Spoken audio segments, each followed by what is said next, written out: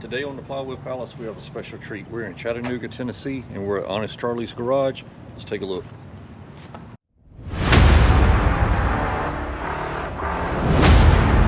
So the Coker Museum and Honest Charley Speed Shop, and you definitely feel like you're walking into an old school speed shop when you come in here with a bunch of apparel available also. It's located at 1309 Chestnut Street in Chattanooga, Tennessee. I think the biggest thing that we learned and were surprised by today was that Coker family no longer owns Coker Tire. Corkey Coker sold it in 2018. Glad to have you guys with us this morning. This is a self-guided tour. You will come back out this door when you finish. There's over 100 vehicles in our museum, including 3 airplanes. We ask you don't touch, set, or try to drive any of them, all right? Take all the pictures you want to take. When you finish, you will come back out this door. Y'all have fun, okay? Enjoy yourself. Everyone else in the room seemed to hesitate. I'll be first. Come on, let's go.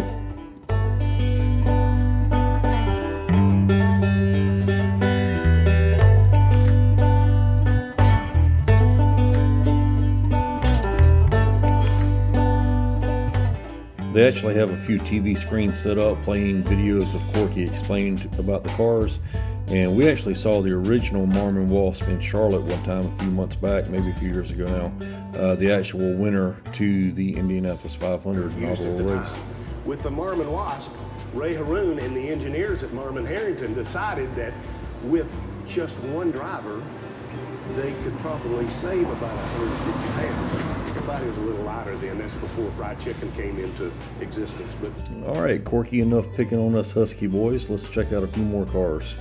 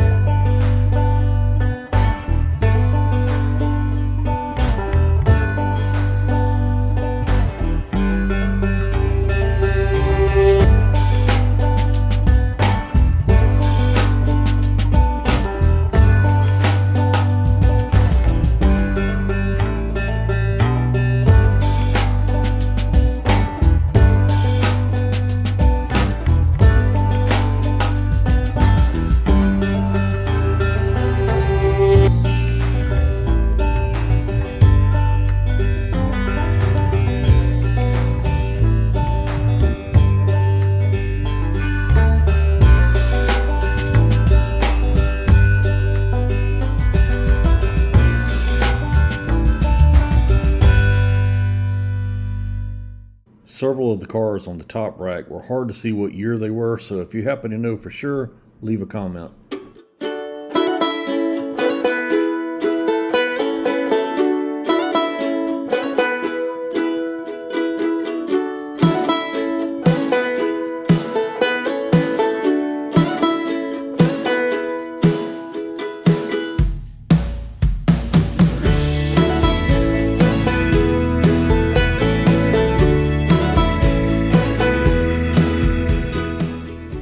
I'd love to know the backstory on this display. It's perfectly restored brass era Model T, but if you look closely, it's only the front half.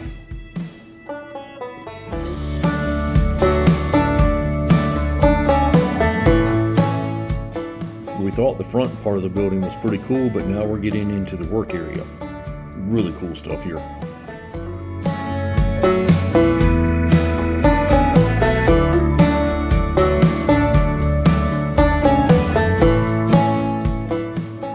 Not too many people left in the country or even the world that make wood wheels nowadays.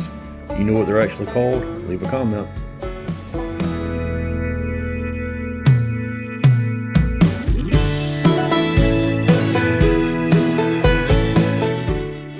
Another section deeper in the building and more cool cars, but we still haven't seen it all.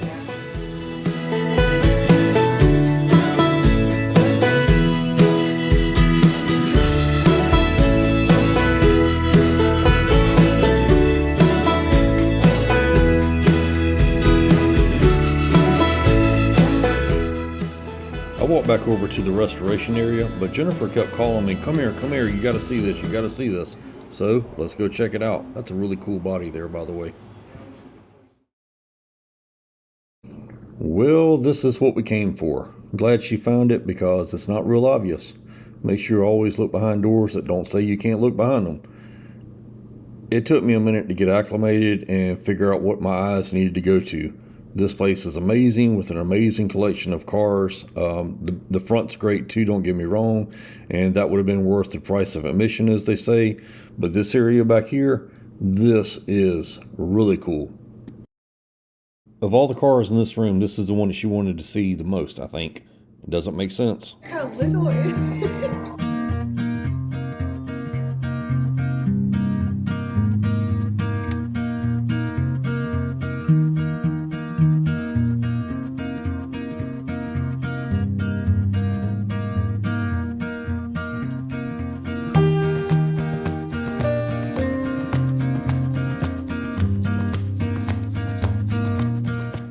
I had absolutely no clue there were this many different brands of motorcycles on display here.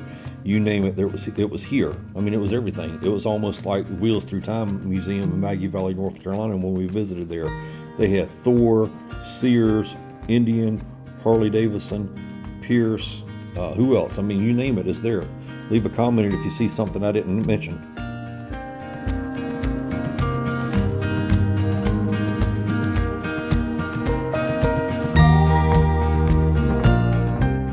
All right, let's walk over here and take a look at the speedster section just in front of the motorcycles. For the most part, these look like they're mostly pre-World War I. Only thing I was disappointed in, it looks like a lot of faux patina. All right, you think a 1915 brass era Model T is cool? Right beside it, a 1910 Overland Indy race car. I'm not going to try to butcher the name, but a 50 horsepower 1910 Indy race car right beside that one.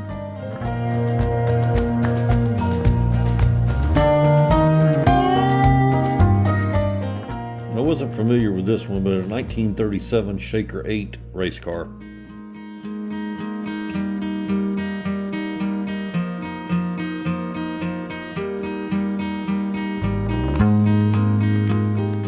This 1928 Bentley seems to have caught Jennifer's attention.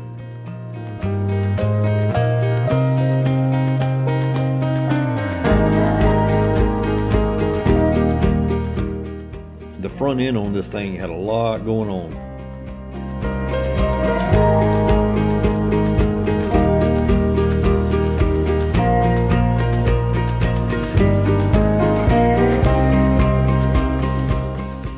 And across the showroom was one of the newer later model Bentleys. Not sure why it was in there, but maybe it's a daily driver for Corkey.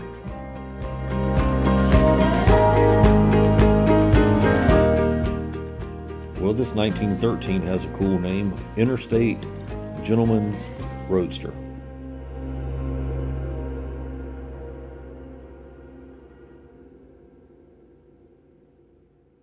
This 1913 National was quite a bit smaller than the one we just looked at.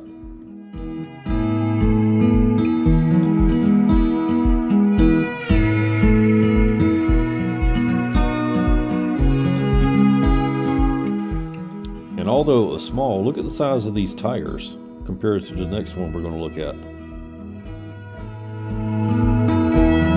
Over my waist.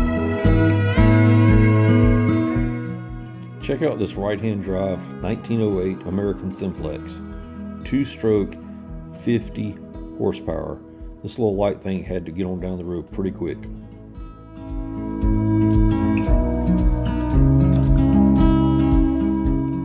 And if you want to pause the video, coming up here right now, there's a QR code on this if you want to scan it and find out anything else about it.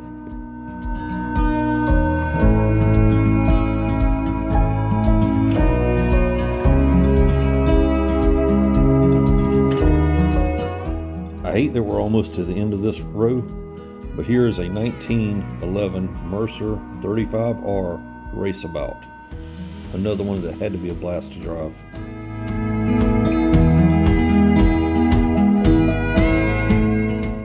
What do you call this spotlight? Is it a spotlight, headlight, cyclo, something, another? What is it called?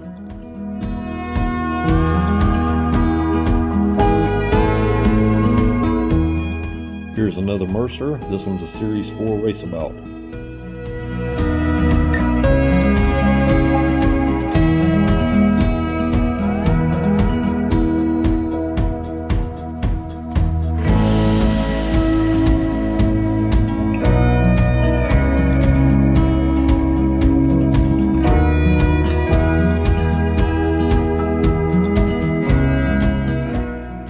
this bright yellow 1914 Stutz Bearcat. Pretty cool car.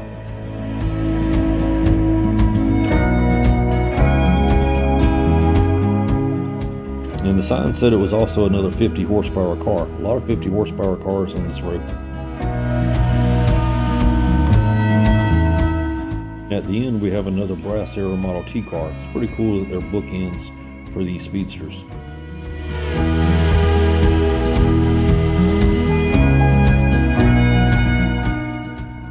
Alright, let's take a lap around the middle here. This blue car is a 1913 Morgan. It's a pretty small car. Beside this 1909 Thomas Fire K67 Flyabout. This is a massive car. I can't imagine how many gallons of paint it took to paint it.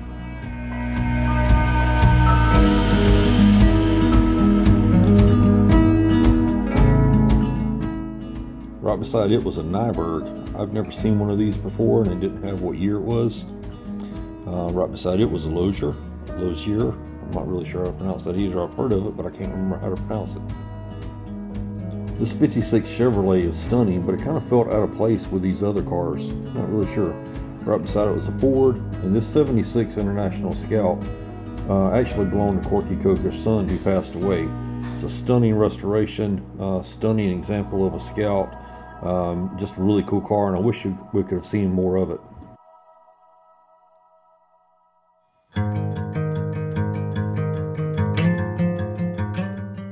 Really pretty car, no doubt whatsoever. Right beside it, a stunning 1954 Buick. Man, the paint job on this looked like it was a mile deep. The picture and video will not do it any justice whatsoever. Right beside it, 1927.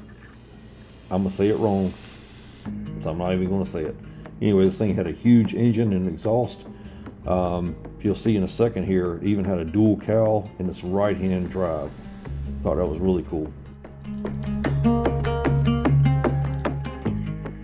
Just look at the attention to detail here.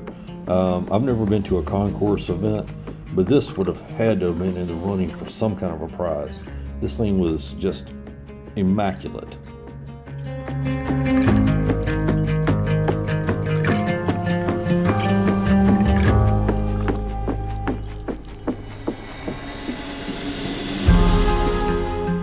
I wonder what it would be like to ride around in the back of this car and be chauffeured around and just have your chauffeur take you wherever you want to, whether it was ice cream or to work, home, James. I don't know. What would it be like? Would it be cool? I think it would be. I think it would be cool to be the chauffeur.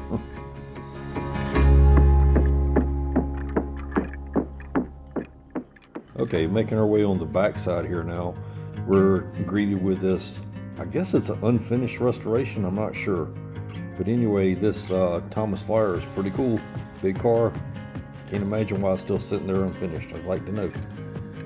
Right beside it, 1936 Packard. And right beside it, another Packard.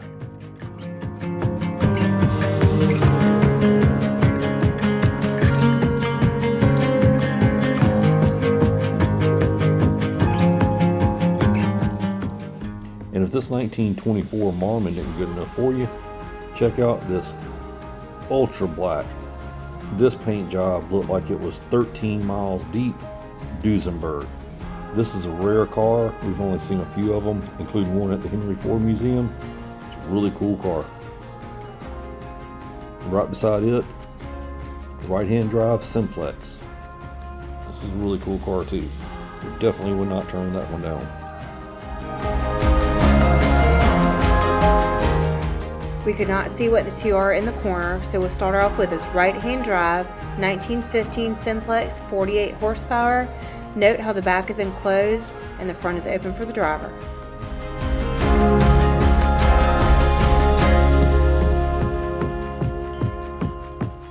Check out the stunning 1912 Alco. Alco stands for American Locomotive Company.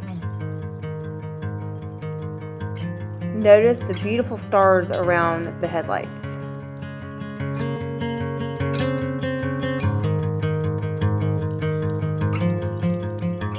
And look at this unique 1919 Franklin. This is an air-cooled car.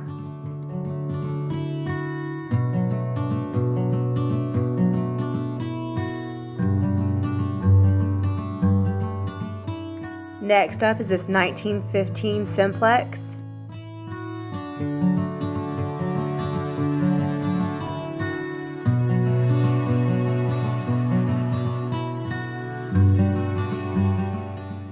And we were a little shocked to see this in the mix. It kind of didn't fit in with this row, but here's a Bentley. We figured it might be his daily driver.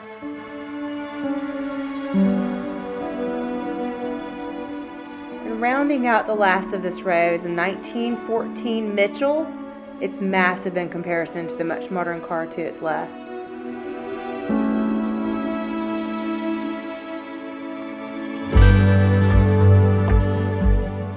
And this beautiful red car is a 1917 Winton. The last car on this row is a 1912 Auto car.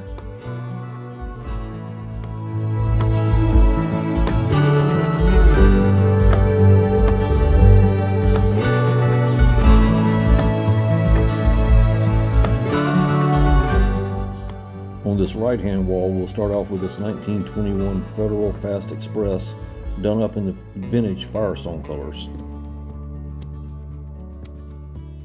Just beside that one was a 1936 and 1937 white from Yellowstone National Park. And from my understanding, there's a few of these still in operation.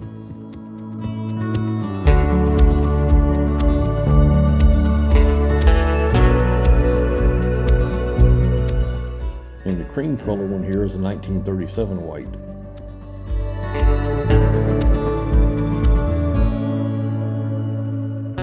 It's a pretty cool one, a 1941 Diamond T flatbed.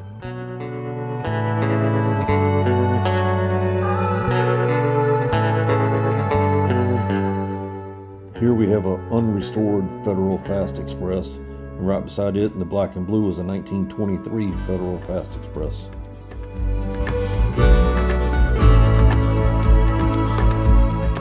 Red car here is a 1925 American LaFrance. If you've never heard one of these running, man, you're missing out. This unrestored 1913 Cadillac has to be ultra rare. This depot hack is 1913 white.